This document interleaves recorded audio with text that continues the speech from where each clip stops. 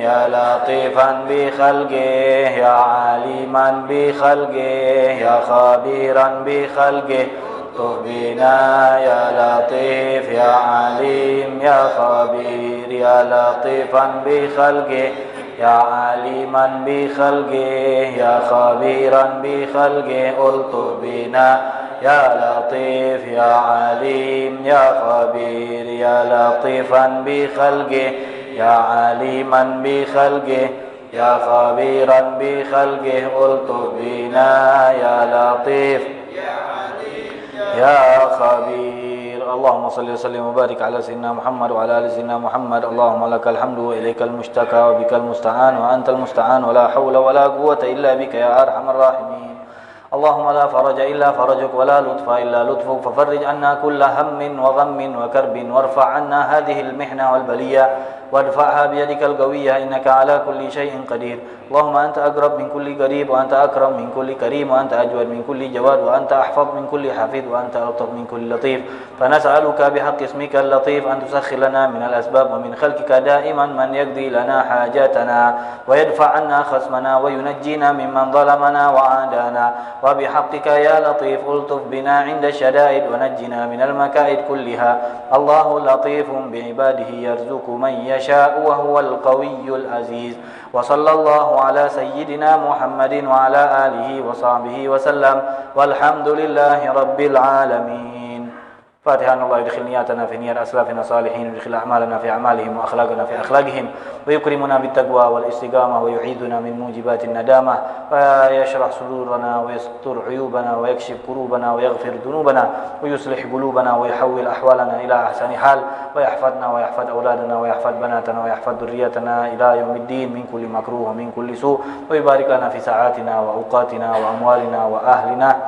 وأن الله يفقهنا في الدين ويعلمنا التأويل ويجعلنا وإياكم من العلماء العاملين الراسخين في العلم. وأن الله سبحانه وتعالى ويرفع عنا الآفات والآهات والبليات والمصائب والمحن والفتن ما ظهر منها وما بطن برحمتك يا أرحم الراحمين. ويشفي مرضانا ومرضى المسلمين ويعافي مبتلانا ومبتلى المسلمين على ما نوى عليه أسلافنا الصالحون. وإلى حضرة النبي محمد صلى الله عليه وعلى آله وصحبه وسلم بسر أسرار الفاتحة.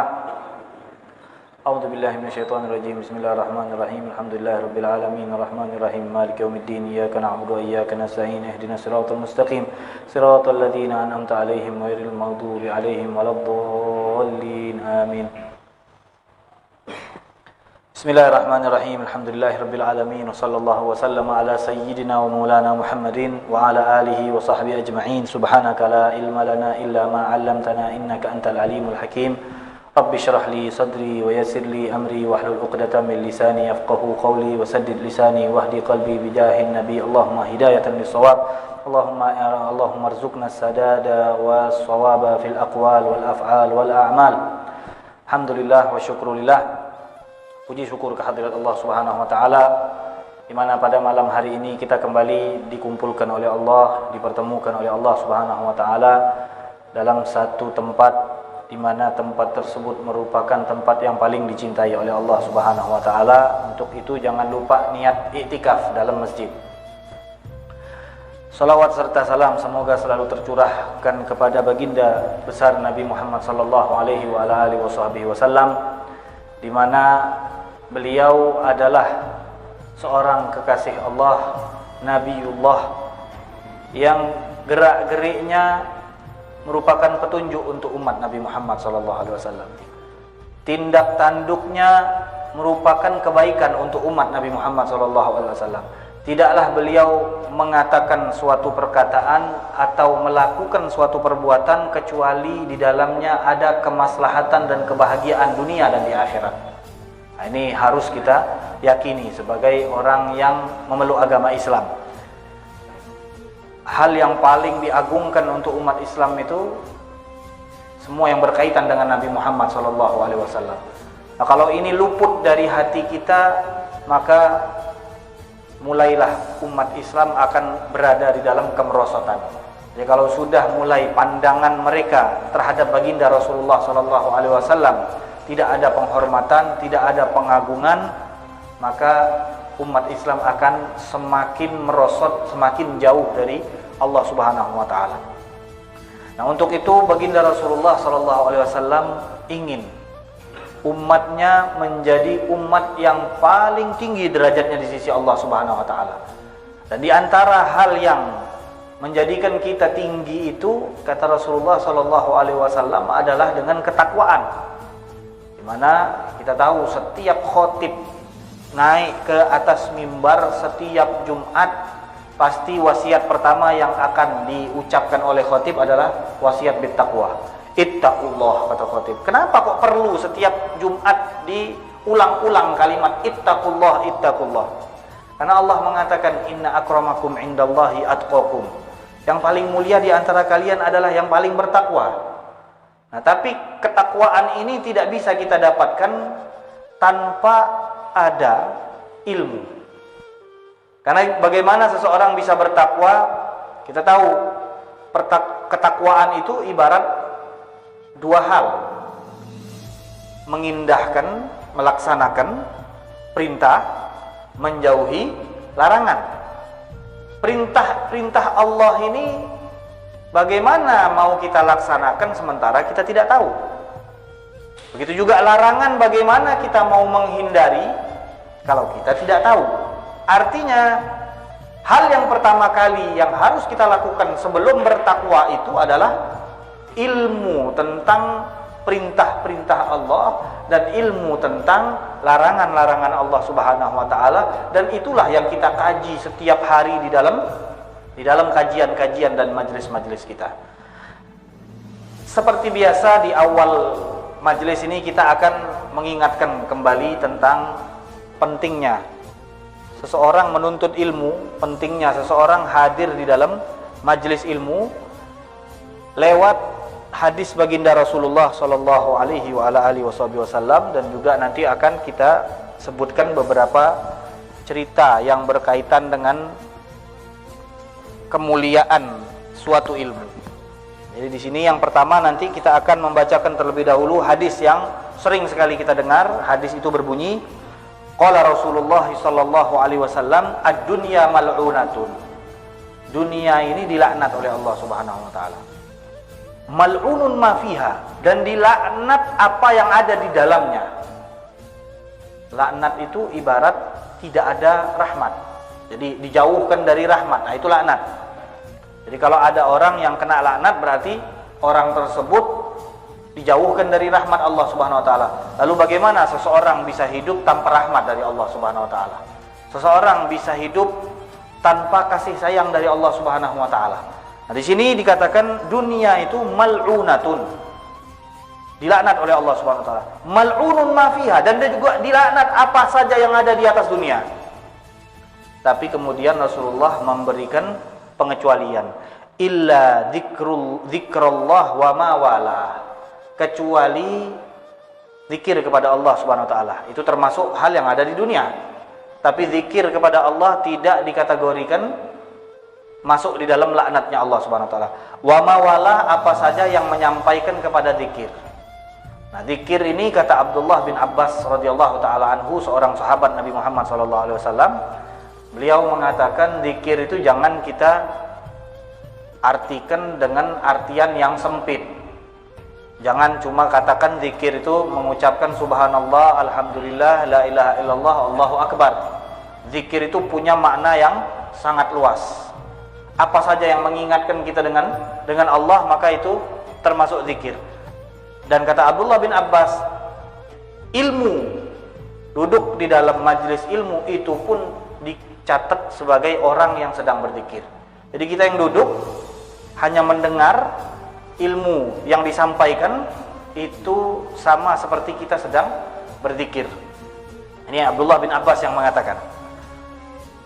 Au mualliman au muta'alliman. Yang kedua yang tidak kena laknat, muallim, orang yang mengajarkan kepada manusia kebaikan, mengajarkan kewajiban-kewajiban sholat, mengajarkan kewajiban berwudu, mengajarkan hal-hal yang wajib, atau mengajarkan sunnah-sunnah Rasulullah SAW, mengajarkan kebaikan kepada manusia, maka dia keluar dari kategori laknat yang ada di dalam dunia.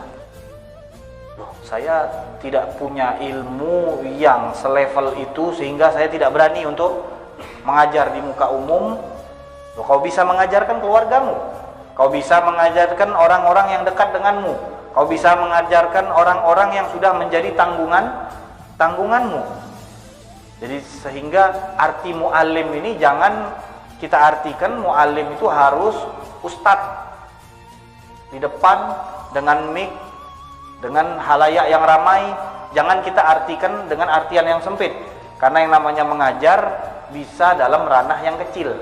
Mengajarkan anak-anak, mengajarkan keponakan, mengajarkan orang-orang yang menjadi tanggungan dia, itu juga masih dalam kategori mengajar.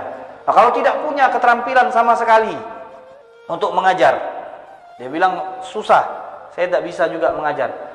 Kata Rasulullah, au muta'alliman, atau orang yang belajar. Jadi kalau kita berzikir kepada Allah, mengajarkan kebaikan dan belajar, maka kita keluar dari laknat yang tadi disebutkan oleh Rasulullah SAW. Nah, ini hadis yang sangat penting untuk kita ketahui, karena yang namanya rahmat Allah itu kita butuhkan, baik kita masih hidup atau kita sudah meninggal dunia. Karena kita kalau ada orang yang meninggal dunia, doa yang kita panjatkan kepada Allah itu adalah doa minta agar diampuni dan diberi rahmat. Doanya Allahumma gfir lahu warhamhu. Artinya rahmat Allah ini dibutuhkan oleh mereka yang hidup dan mereka yang sudah meninggal dunia. Nah, ini pentingnya mengapa kita harus menjauhi laknat Allah Subhanahu wa taala. Dan cara menjauhinya, kata Rasulullah, dengan berzikir kepada Allah, dan dengan mengajarkan kebaikan, dan dengan belajar mencari ilmu pengetahuan yang berkaitan dengan agamanya Allah Subhanahu wa taala. Ini hadis pertama yang kita baca. Kemudian kita juga akan membacakan hadis yang mauquf. Hadis yang mauquf itu kalau di dalam istilah ulama mustalahul hadis, hadis itu terbagi 3 kalau dilihat dari sisi siapa yang berbicara. Hadis yang pertama disebut marfu.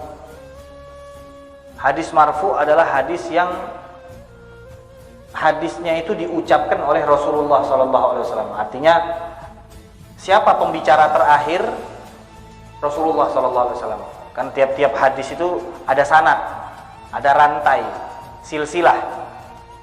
Ini dari ini dari gurunya dari gurunya sampai kepada baginda Rasulullah SAW. Lah kalau akhir daripada sanad dan rantai tersebut Rasulullah SAW, jadi akhir daripada rantai tersebut adalah baginda Rasulullah, maka hadisnya disebut marfu. Hadisnya disebut marfu. Sekarang ada sanad, tapi hadisnya terhenti kepada sahabat Rasulullah SAW, bukan kepada Rasulullah, tapi kepada sahabat Rasulullah. Artinya si pembicara adalah sahabat Nabi, maka hadisnya dinamakan mauquf. Dinamakan apa? Mauquf. Ini kalau yang bicara adalah sahabat Rasulullah SAW. Kalau yang bicara tabi'in dan ke bawah, maka hadisnya dinamakan maqtu. Maqtu. Nah, ini hanya istilah di dalam ilmu hadis, dan ini masih kulit di dalam pembahasan ilmu hadis. Jadi kalau kita bisa ini, jangan kita senang dulu, jangan langsung wah berarti pula jadi ahli hadis nih. Lah tahu nih, pembicara kalau dia berhenti kepada Rasulullah berarti hadisnya marfu. Kalau yang bicara sahabat Nabi berarti mauquf. Kalau yang bicara tabi'in berarti maqtu. Wih, lalihai gue nih. Nah, ini belum, ini masih kulit. Dan ini juga masih apa? Masih belum bisa menghukumi satu hadis. Jadi masih jauh dari kategori ahli hadis. Kata Imam Ibn Hajar rahimahullah ta'ala, beliau mengatakan, kalau seandainya ada orang yang ingin menguasai ilmu hadis, maka dapat dipastikan dia tidak akan bisa menguasai ilmu-ilmu yang lainnya. Karena luasnya ilmu hadis tersebut, kata beliau, dia tidak akan bisa menyempurnakan ilmu-ilmu yang lainnya. Jadi dia bisa menghabiskan umurnya hanya untuk belajar ilmu hadis kalau dia ingin menjadi ahli hadis. Nah, dari luasnya ilmu hadis tersebut. Nah, kemudian di sini dikatakan bahwa Abu Darda, yaitu seorang sahabat Rasulullah Shallallahu Alaihi Wasallam, berkata. Nah, berarti ini hadis marfu atau mauquf atau maktu.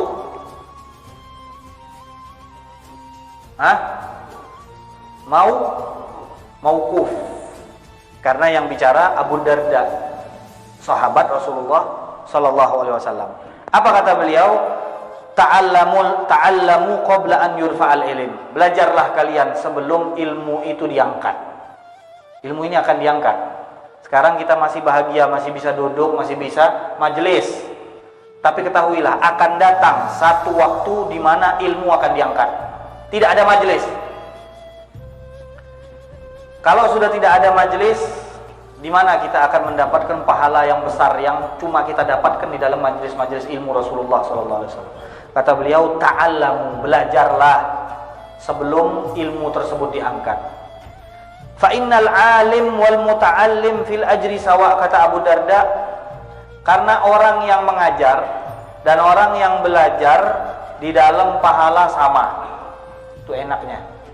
Enaknya orang yang duduk mendengarkan ilmu, dia hanya duduk, hanya menyiapkan kuping, tidak butuh modal apa-apa, hanya duduk, tapi dia sama dengan yang mengajar, yang bicara.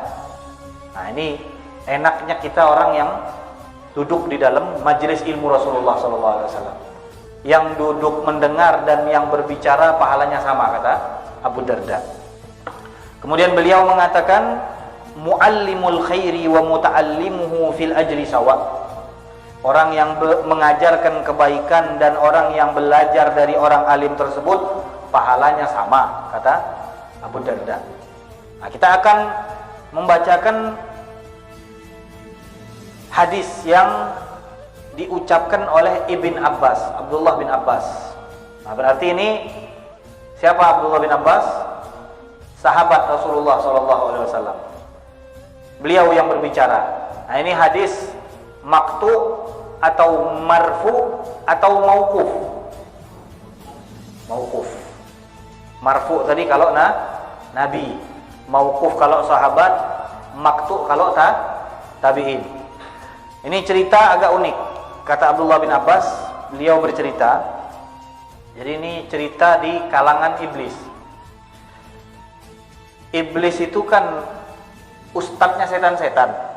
Jadi kalau kita manusia ini ada manusia, ada golongan, ada lapisan, ya ada ustadz, ada orang yang belajar dari ustadz. Begitu juga di kalangan setan. Mereka juga ada suhu, ada guru. Nah, siapa guru? Guru nomor satunya mereka? Iblis. Jadi iblis ini gelar untuk guru mereka. Nah, jadi iblis itu banyak. Enggak, iblis cuma satu. Iblis itu yang ketua paling tinggi, yang menduduki posisi yang paling tinggi, itu iblis. Nah, yang lain-lain dinamakan setan. Nah, jadi kalau kita ngatai setan, berarti iblis tidak ikut. Iblis selamat. Ah, ini gawe setan, kata kita. Ini gawe setan. Nah, iblis tidak ngikut berarti. Padahal itu gawe iblis semuanya. Jadi kadang ada hal-hal yang memang itu semua arahan iblis. Setan hanya menjalankan. Nah, tapi kadang ada hal-hal yang kita ini kadang fitnah setan kita. Walaupun sebenarnya tidak apa-apa. Jadi ada hal-hal seperti misalkan di bulan Ramadan ada orang bermaksiat, dia bilang, "Ah, ini gawe setan." Setan dikurung. Kata setan, "Ya Allah, aku ini sudah dikurung masih difitnah sama orang." Tapi itu tidak masalah. Di sini Abdullah bin Abbas menceritakan satu keadaan di mana setan-setan berkata kepada iblis. Apa kata setan? Ya sayyidana. Wih, dia panggil dengan kalimat sayyid. Ya sayyidana, wahai pemimpin kami, wahai tuan kami. Ya sayyidana, malana naroka tafrahu bimautil alim. Kenapa kata pengikut-pengikutnya tadi bilang, kenapa kami lihat engkau ini wahai tuan kami gembira ketika orang alim meninggal dunia. Mala tafrahu bimautil abid. Tidak seperti kegembiraan engkau pada saat ada orang ahli ibadah yang mati. Jadi kalau sudah ada orang alim meninggal, setan senang dan gembira sekali. Ada orang ahli ibadah meninggal dunia, dia senang tapi biasa aja. Kata setan, intoliku, ayo ikut. Nah, yang namanya setan ini kan bisa menjelma. Setan tuh bisa menjelma. Menjelma jadi manusia dia bisa, menjelma jadi binatang dia juga bisa. Dan kalau kita melihat sejarah, setan punya andil di beberapa keadaan, di antaranya pada saat orang-orang kafir Quraisy ingin membuat satu keputusan terhadap Rasulullah SAW. Jadi kata orang kafir Quraisy berkumpul. Sebelum mereka memutuskan keputusan final, datanglah orang tua yang mengenakan pakaian dari Najd. Dia mau masuk ke dalam musyawarah orang kafir Quraisy. Kata orang kafir Quraisy, bentar Pak Tua, ini khusus musyawarah orang-orang pembesar-pembesar. Dia bilang, saya punya hal-hal yang akan saya sampaikan dan pasti disetujui oleh para pembesar-pembesar Quraisy. Akhirnya diizinkan ini Pak Tua masuk. Berbicara pembicara awal, dia katakan, gimana kalau kita usir Rasulullah SAW dari kota Mekah? Gimana? Setuju? Ini bukan kita yang musyawarah, jadi jangan ngomong setuju. Bukan lagi cerita. Kata yang lain, boleh, ini ide bagus. Kata si Pak Tua, jangan. Karena kalau kita usir, dia akan membentuk kelompok yang lebih besar di luar yang akan menerimanya, dan nanti akan datang kembali ke kota Mekah dengan rombongan yang lebih besar. Jangan. Biar di sini. Dia dakwahnya nggak bisa berkembang di sini. Ide yang lain. Gimana kalau kita kurung? Biar dia nggak bisa berdakwah. Nah, gimana? Kata yang lain, nah ini juga bagus. Kata Pak Tua, jangan. Kalau kalian kurung, kalian nanti kena imbas juga. Karena ini Muhammad bin Abdullah punya keluarga di kota Mekah. Mereka tidak akan tinggal diam. Artinya ini nggak bakal berhasil, kata si Pak Tua. Nggak bakal berhasil ini. Cari ide yang lebih bagus lagi. Abu Jahal. Abu Jahal bilang, gimana kalau kita bunuh? Udah ada habis cara, diusir nggak bisa, dikurung nggak bisa. Gimana kalau kita bunuh? Udah habis cerita, kata Abu Jahal. Kata si Pak Tua, nah ini bagus. Kata si Pak Tua tadi, ini baru bagus. Tapi kalau kalian cuma membunuh, habis itu ada cerita yang akan berlanjut. Kalian akan dikejar oleh keluarga-keluarganya. Saya kasih tahu cara yang lebih sempurna agar nanti cerita selanjutnya itu tidak berkepanjangan, kata setan. Kata setan, kata siapa? Kata si Pak Tua. Akhirnya kata si Pak Tua, tiap-tiap kabilah mengumpulkan, memberikan satu pemuda. Jadi ada kabilah Bani Taim, ada kabilah Bani dari Quraisynya, misalkan dari Bani ini, Bani Kinanah, pokoknya setiap kabilah memberikan satu pemuda yang ikut andil di dalam pembunuhan. Nah, dikumpulkan ada beberapa pemuda. Tujuannya apa, kata Pak Tua? Mereka membunuh dengan satu waktu agar nanti pada saat keluarga Muhammad ingin menuntut, kita bayar diahnya juga ringan. Kan dulu juga ada diah. Kalau orang membunuh, maka nanti dia dikenakan membayar 100 unta untuk satu nyawa. Nah, jadi nanti kalau misalkan ada 10 kabilah yang ikut turun tangan di dalam pembunuhan ini, Kita tinggal bayar tiap-tiap qabilah 10. Ringan. Dan keluarga Muhammad tidak bisa menuntut banyak, karena kalau dia mau menuntut banyak, ingin balas dendam, dia harus memusuhi semua qabilah-qabilah. Nah, ini kata si Pak Tua. Gimana? Oh iya, bagus ini. Manusia tidak terpikir mau sejahat ini nggak terpikir. Nah, ini Pak Tua kemudian keluar, dan ternyata ini Pak Tua adalah iblis. Langsung bos pecongnya, kepala pecongnya ini. Iblis langsung yang turun tangan. Untuk apa? Membunuh Rasulullah SAW, memberikan ide, menolak komentar-komentar yang dia anggap ini tidak bagus, ini tidak bagus. Dia kepinginnya Rasulullah itu bukan cuma tidak bisa dakwah, tapi kepinginnya Rasulullah itu mati.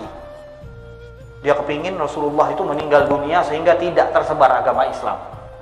Karena dia tahu, kalau Islam ini tersebar, kalau dakwah ini gencar, maka dia bilang apa yang selama ini telah dia lakukan bisa sia-sia. Sehingga iblis itu sangat gencar di zaman Rasulullah untuk membunuh Rasulullah SAW. Nah, ini hanya sedikit bercerita bahwa membuktikan bahwa iblis itu bisa menjelma menjadi manusia. Jadi bukan cuma di film-film, memang ada iblis menjelma menjadi manusia. Dan ini dari sejarah yang sudah sering sekali kita dengar. Nah, di antaranya ini, dan masih ada lagi kejadian-kejadian lain di zaman Rasulullah SAW. Dia berubah menjadi manusia, di antaranya di perang Badar, di perang Uhud, sudah kita ceritakan. Nah, jadi ini iblis setelah tadi pengikut-pengikutnya mengatakan, kenapa kau bahagia dengan kematian orang yang alim, si iblis tidak menjawab. Dia bilang, ayo ikut. Anak buahnya tadi disuruh ikut. Kemudian mereka menjelma menjadi manusia dan datang ke salah seorang ahli ibadah. Maka setelah sampai di rumah orang ahli ibadah ini, dia berkata kepada pengikutnya, lihat, itu lagi sholat. Ini orang soleh, orang ahli ibadah, kata si iblis. Nanti kita tunggu setelah dia selesai sholat.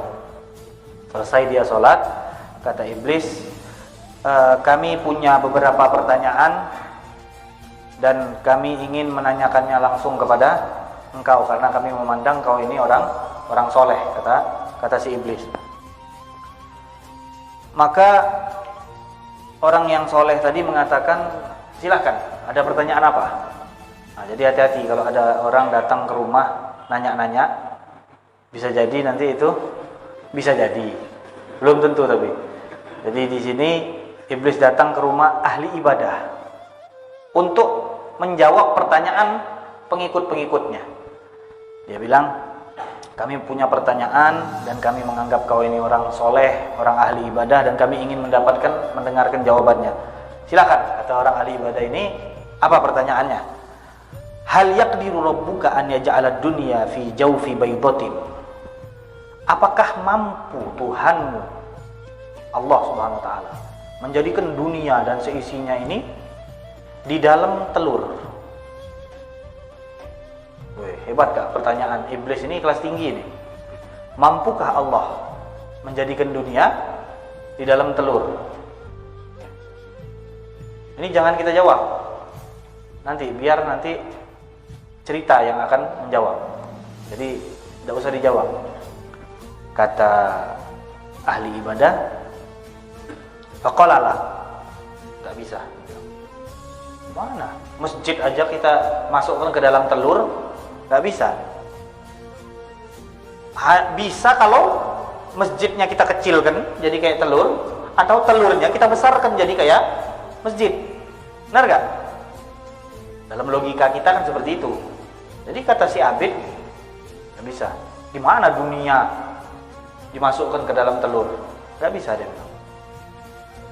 Baiklah, kata iblis, kami mohon diri, pamit, pulang.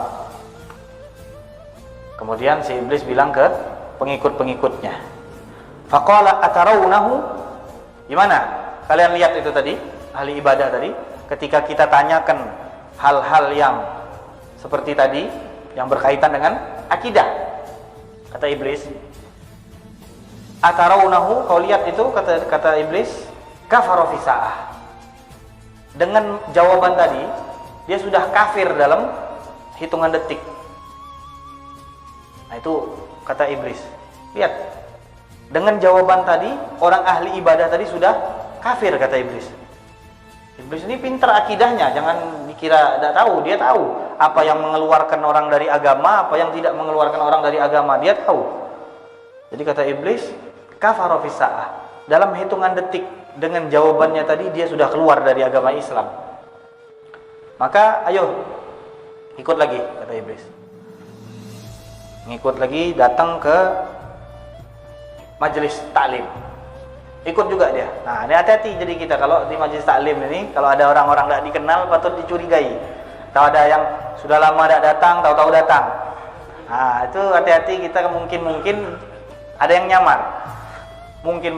Mudah-mudahan semua yang hadir di sini semuanya manusia asli. Insyaallah di sini iblis tadi ngajak kepada siapa? Pengikut-pengikutnya, ayo kita hadir majelis taklim, kata iblis. Dia datang ke majelis taklim, dia lihat ada orang alim sedang mengajar. Orang alim ini mengajar sambil bercanda. Kata iblis, tuh kau lihat. Bercanda dengan sahabat-sahabatnya, dan kemudian dia mengajarkan ilmu, tapi kadang lewat candaan, kadang serius sebentar, kadang bercanda lagi. Kata pengikut-pengikutnya, yang ahli ibadah tadi kalau kita lihat lebih hebat dong. Dia tidak bercanda, dia hanya beribadah. Kata iblis, jangan tertipu dengan yang seperti itu. Itu yang ahli ibadah tadi kau lihat. Pada saat kita bertanya dengan satu pertanyaan, dia keluar dari agama Islam dengan jawabannya. Nah sekarang kau lihat nih, bagaimana orang alim yang sedang mengajarkan ilmunya, dia sambil bercanda dan duduk mengajarkan ilmunya. Kita lihat. Kata si iblis, selesai majelis taklim tadi ada yang bertanya. Nah ini juga nih, habis majelis taklim kalau ada yang nanya, hati-hati. Kata iblis, inna nuridu an nas'alaka. Kami mau bertanya nih. Faqala sal. Kata orang alim ini, silakan bertanya. Hal yaqdiru rabbuka an yaj'ala dunya fi jawfi baydatin. Sama, pertanyaan yang sama yang dilontarkan ke orang ibadah, ahli ibadah tadi, ditanyakan kembali ke orang alim. Apakah Tuhanmu Allah Subhanahu wa taala mampu menjadikan dunia di dalam telur? Qala na'am. Iya mampu. Tanpa ragu dia jawab, na'am, mampu. Kemudian si iblis berusaha untuk menjebak. Gimana? Kata iblis. Kok bisa? Allah mampu menciptakan dunia di dalam telur. Gimana caranya? Kata orang alim, yaqulu lidzalika idza arada kun fayakun. Kalau Allah mau, maka Allah tinggal mengatakan kun, jadilah, maka dia akan jadi. Repot-repot. Kata orang alim, kalau Allah berkehendak jadi, maka jadilah. Maka si iblis pamit. Baiklah kalau begitu, kata iblis. Nah ini biar kalau kita lihat dari cerita ini, iblis ini datang cuma mau nguji. Nah ini kita kalau datang majelis taklim cuma mau nguji, sama kayak sifat setan iblis ini. Datang ke majelis ilmu cuma mau lihat. Tinggi dah ustaz tuh ilmu, aku nak nengok hari ini. Hati-hati. Itu sama seperti yang kita ceritakan sekarang ini, dan itu banyak. Orang datang ke majelis ilmu harus dengan niat yang bagus. Kalau niat seperti itu, maka sama seperti yang dilakukan oleh iblis. Kata iblis, atarawna dzalika la ya'du nafsahu wa hadha yufsidu alayya alaman katsiran. Kata iblis, yang seperti ini nih yang merusak gawe kita, kata iblis. Nah ini orang alim ini, kita capek-capek ngerusak satu persatu nih, orang majelis dirusak-rusak. Habis itu hadir dalam majelis ilmu, dapat arahan, dapat pengetahuan, dapat ilmu. Oh ternyata ini tidak boleh, kunyangke tadi ini boleh. Di mana mereka dapat? Di majelis ilmu. Siapa yang membuat mereka tahu? Ustadznya. Nah ustadznya ini yang membuat gawe kita rusak, kata iblis. Nah, jadi banyak hal yang sudah kita lakukan roboh kembali, kata iblis. Gara-gara apa? Gara-gara tadi yang pengajar ini. Orang-orang yang berilmu ini yang merusak kerjaan kita. Bukan ahli ibadah. Kalau ahli ibadah, kata iblis, gampang kita menyesatkan mereka. Nah, seperti yang sering kita ceritakan, ada ahli ibadah di goa, di gunung. Dia beribadah di bukit tersebut sekian tahun. Dan dia membawa keledai betina. Akhirnya orang tanya, kenapa kok enggak kuda untuk turun naik, kok keledai betina? Dia bilang, kalau syahwatku lagi naik, ke situ, dia bilang. Dia tidak tahu kalau itu haram. Haram itu zina, dia bilang. Berzina haram. Tapi ke binatang dia bilang, dia kira tidak haram. Nah, ini sudah dia lakukan puluhan tahun. Dan cerita ini bukan cerita dongeng. Jadi cerita memang benar-benar terjadi akibat kebodohan, sehingga apa? Jauh dari majelis ilmu, sombong, merasa dirinya sudah paling tahu, sehingga dia menjauhi tempat-tempat ilmu, dan berakibat hal-hal yang itu maksiat dia anggap taat. Nah, ini bahayanya orang yang jauh dari majelis ilmu. Nah, jadi tadi cerita membuktikan kepada kita bahwa yang namanya ilmu ini, selain kita hadir di dalam majelis untuk mendapatkan hal-hal seperti rahmatnya Allah, ampunan dari Allah, mendapatkan pahala kalau dilakukan di masjid, dapat pahala i'tikaf, belum lagi pahala keluar di jalan Allah Subhanahu wa taala. Dalam hadis riwayat Tirmizi dikatakan, man kharaja fi talabil ilmi, barang siapa yang keluar untuk menuntut ilmu. Nah, kita keluar dari rumah, datang ke masjid, niat menuntut ilmu. Man kharaja fi talabil ilmi fa huwa fi sabilillah, maka dia di jalan Allah Subhanahu wa taala. Artinya dia sama seperti orang yang sedang berjihad, mengangkat pedang di jalan Allah Subhanahu wa taala. Sampai kapan? Hatta yarji, sampai dia pulang. Jadi kita duduk ini dihitung pahala jihad. Duduk di masjid untuk mendengar ilmu dihitung pahala jihad. Siapa yang mengatakan? Baginda Rasulullah SAW. Man kharaja fi talabil ilmi fahuwa fi sabilillahi hatta yarji'ah. Barang siapa yang keluar di dalam rangka menuntut ilmu, maka dia di jalan Allah, berjihad di jalan Allah sampai dia pulang ke rumah. Nah, pas dia pulang ke rumah sudah lagi tidak dicatat sebagai orang yang sedang berjihad. Tapi selama dia keluar di dalam menuntut ilmu, dia di dalam majelis, maka dihitung orang yang sedang berjihad di jalan Allah Subhanahu wa taala. Sekarang siapa yang mau berjihad di jalan Allah Subhanahu wa taala dengan mengangkat pedang, dengan amar ma'ruf nahi mungkar? Di mana? Kalau majelis saja kita dimentok nih, ya. Kalau kita nak jujur, lah berapa puluh tahun majelis dimentok nih? Berapa puluh tahun majelis dimentok nih? Kita lihat. Inilah orang. Wajah-wajahnya itu udah asing bagi kita. Ini sudah tidak nambah-nambah. Kenapa? Peminatnya kurang. Kenapa? Karena masih banyak yang tidak tahu tentang kemuliaan ilmu. Kalau seandainya, nah kita yang sudah tahu ini kan sayang untuk meninggalkan majelis ilmu, sayang, karena kita sudah tahu. Tapi saudara-saudara kita yang lain yang tidak tahu, kenapa kok mereka tidak mau hadir? Bukan karena mereka tidak mau hadir, tapi mereka tidak tahu keutamaan dan kemuliaan ilmu itu sendiri, fadilah yang ada di dalam ilmu itu sendiri. Nah, itu tugas siapa? Tugas kita semuanya untuk menyampaikan keutamaan ilmu, mengajak mereka untuk hadir di dalam majelis ilmu. Karena kita hadir di sini karena menginginkan kebaikan. Kita hadir di dalam majelis ilmu, kita kalau lihat, kita teliti lagi, kenapa kok kita hadir dalam majelis ilmu? Karena kita tahu, dengan duduk di majelis ilmu kita dapat pahala. Dengan duduk di majelis ilmu kita dibentengi oleh Allah Subhanahu wa taala. Dengan duduk di majelis ilmu kita mendapat ampunan dari Allah Subhanahu wa taala. Dosa yang kita lakukan hari ini dengan duduk di majelis ilmu diampuni oleh Allah Subhanahu wa taala. Kita tahu itu. Makanya kita datang ke majelis ilmu. Lah, yang tidak tahu bagaimana? Nah, itu tugas kita. Kita ingin kebaikan-kebaikan ini tidak hanya ada pada diri kita, tapi juga kepada kerabat-kerabat kita, teman-teman kita. Kita ajak mereka. Dan ini bukan tanggung jawab seorang ustadz, tapi tanggung jawab kita semuanya sebagai orang muslim. Orang muslim itu mir'atul muslim. Orang muslim itu kaca bagi orang muslim yang lainnya lagi. Artinya, sebagaimana kau menginginkan kebaikan sampai kepadamu, kau harus menginginkan kebaikan itu sampai kepada orang lain juga. Kita ingin dapat ampunan, kita ingin dapat ilmu, kita juga harus menginginkan hal tersebut kepada saudara-saudara kita. Harus kita sampaikan kepada mereka. Kita ajak teman-teman kita untuk hadir di dalam majelis ilmu. Bayangkan, orang yang hadir karena ajakan kita satu saja, maka tiap dia hadir, kita dapat 2 pahala. Pahala kita sendiri dan pahala dia yang hadir. Ini belum lagi kalau dia mengamalkan ilmu gara-gara kita ajak. Gara-gara kita yang mengajak dia dan dia mendengarkan ilmu, kemudian dia mengamalkan ilmu, maka kita akan mendapat bagian dari apa yang dia lakukan. Kata baginda Rasulullah SAW, ad-dalu 'alal khair kafailihi.